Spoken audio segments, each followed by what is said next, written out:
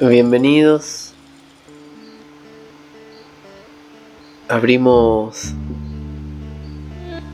un encuentro más. Acá a las puertas de la casa, repleta de sonidos. Una cascada muy cerquita acompañándonos. Otra aventura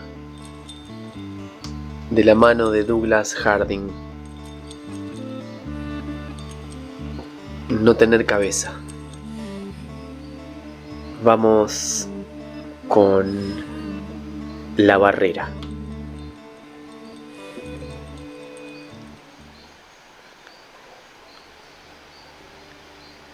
No importa cuán revolucionarios sean los descubrimientos hechos a lo largo de las etapas 5 y 6 de la vía, o cuán valiosos para la vida se prueben al comienzo. Al final, dejan al viajero profundamente insatisfecho. Sigue habiendo un malestar, una añoranza indefinida.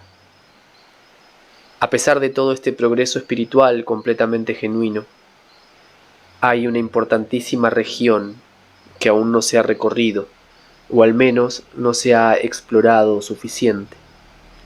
Es un país oscuro y peligroso, habitado por monstruos, y no puede ser eludido. Es el área de la voluntad.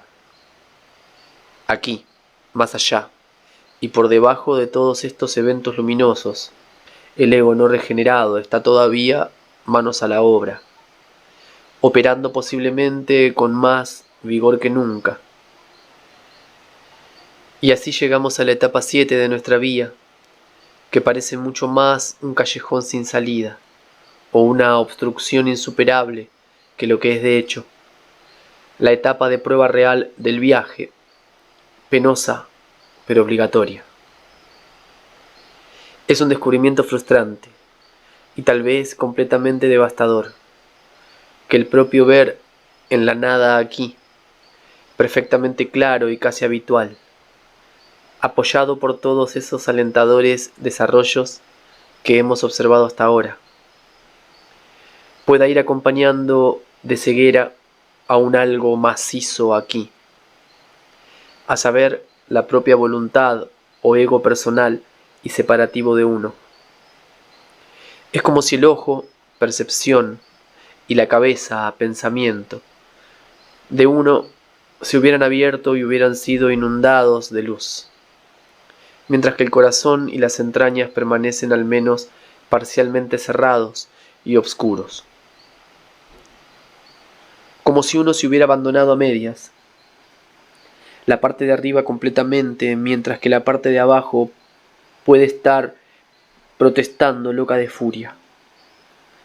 En alguna medida, las regiones más elevadas y más conscientes de la personalidad total han entrado en discordia y se han separado de los niveles inferiores y menos conscientes. El caso puede ser peor a este respecto que el de la persona no iluminada, que en todos los niveles está entregada completamente a su realidad objetiva ficticia, evitando así una grave dicotomía interior. Resultado: ansiedad creciente e inexplicable, tal vez depresión severa, un sentimiento de la propia indignidad y futilidad de uno. Un pensamiento temible le obsesiona a uno. Era todo ese progreso espiritual, todo ese esfuerzo que ha conducido hasta esta barrera, una pérdida de tiempo, un fraude incluso. Podemos reaccionar de varias maneras. Profundamente desanimados, podemos volvernos atrás, con el amargo sentimiento de que esta vía del ver llano no es tan directa después de todo. y que es mucho más dura de lo que prometía ser. Y así dejamos nuestra difícil ruta desértica e intentamos otra, mejor pavimentada y más popular, y con panoramas más turísticos, recalando tal vez en uno u otro de los muchos circuitos espirituales guiados que están en oferta. Esta reacción es tan común como comprensible. Una respuesta menos común es detenerse en este punto y poner en uso, o cultivar, de hecho, los poderes especiales, o siddhis, que ya han venido con el ver dentro a la no cabeza, aplicándolos a fines limitados, aunque no siempre estrechamente personales. Fines que, por muy razonables o incluso nobles que sean, son gobernados de hecho por el ego separativo. A decir verdad, no hay delirio del ego que iguale al delirio del ego espiritual.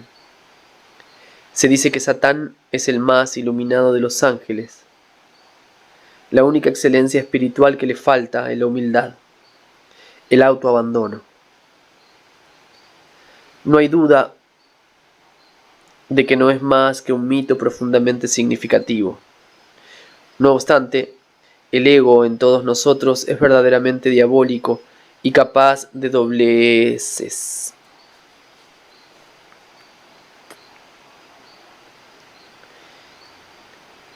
No obstante, el ego en todos nosotros es verdaderamente diabólico y capaz de dobleces y tortuosidades sin fin.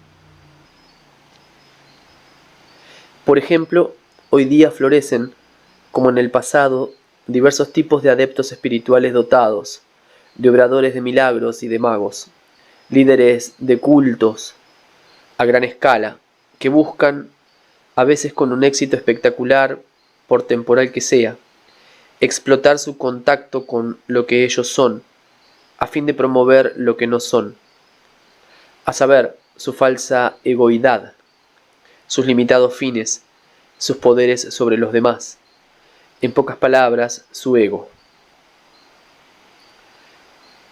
Nota del autor.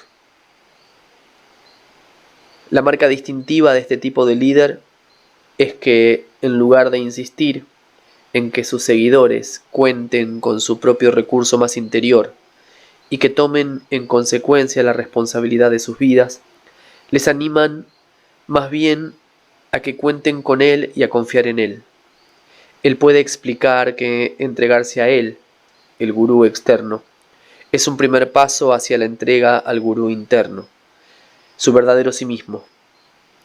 Pero en la práctica, este segundo paso, que requiere un giro de 180 grados, puede resultar cada vez más difícil de dar a medida que transcurren los meses y los años de creciente devoción. Por otra parte, si el gurú quiere realmente que sus discípulos se libren de él tan pronto como sea posible y que se vuelvan hacia su propia autosuficiencia, tiene maneras de ayudarlos a hacerlo, con el resultado de que su amor y gratitud por él solo pueden hacerse más profundos. Fin de la nota. En su peor aspecto, esta es la senda al suicidio espiritual. En el mejor, una distracción tentadora que extravía por un tiempo a no pocos viajeros. La verdadera ruta discurre directamente dentro de, y eventualmente atraviesa, la barrera, que la tradición occidental llama la noche oscura del alma. De ella, Evelyn Underhill, una experta, escribe: el sí mismo, en su primera purga, ha limpiado el espejo de la percepción. De aquí que en su vida iluminada ha visto la realidad. Ahora tiene que llegar a ser la realidad, una cosa muy diferente. Para esta purga nueva y más drástica se necesita no los órganos de percepción, sino el santuario mismo del sí mismo. Ese corazón que es la sede de la personalidad, la fuente de su amor y de su voluntad.